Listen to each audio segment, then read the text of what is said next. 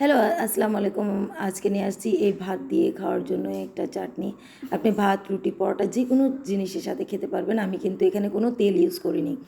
তো তেল ছাড়াই আমি এটা বানিয়েছি এবং ঝটপট কোনো ঝামেলা ছাড়া। তো এখানে আমার সরিষা বাটা ছিল, সরিষা বাটা দিয়ে দিয়েছি, আদা রসুন বাটা আর গুড় আর হলো পাঁচফোড়ন। তো এই সবগুলি একত্রে আমি মিশিয়ে একটু জাল করে মিশিয়ে নেব। তারপরে এখানে দিয়েছি লবণ। আমি জাল করতে থাকবো এগুলা, একটু জাল করতে করতে আমি তারপরে আপনি বেসিক মশলাগুলি দিতে পারেন। এই জাল করতে করতে আমি এখানে বেসিক মশলাগুলি দিয়ে দিব।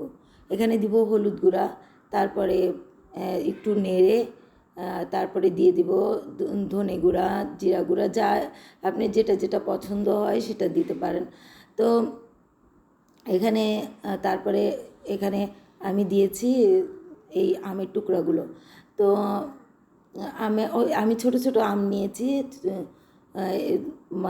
টেম্পোরারি এটা জাস্ট ভাত দিয়ে খাওয়ার জন্য।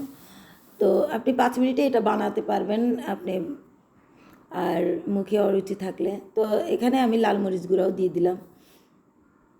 তো আমি এটা নাড়তে থাকবো, নাড়তে নাড়তে আমি এটাকে কষিয়ে নেব। কষিয়ে তারপরে এটাকে একটু একটু কষিয়ে নেব। একটু দেখা গেল একটু একটা সেন্ট ছড়াবে সারা ঘরে, তখন একটু তারপরে একটু ঢেকে দেবেন। ঢেকে দিয়ে 2-4 মিনিট আপনি ঢেকে দিয়েই এটা রান্না করলে আপনি পেয়ে যাবেন টেম্পোরারি এই আচার। যখন তখন আপনি ভাত দিয়ে খেতে পারবেন। তো আমি ছোটো ছোটো আম পেয়েছি, তো এই আমগুলি দিয়েই আমি এটা করেছি। তো কেমন লাগলো আমার এই টেম্পোরারি আচারটা? দেখতে অনেক লোভনীয় এবং খেতেও অনেক টেস্টি। আপনি খেয়ে হ্যাঁ দেখতে পারেন। তো এটা আমি তেল ছাড়াই এটা বানিয়েছি।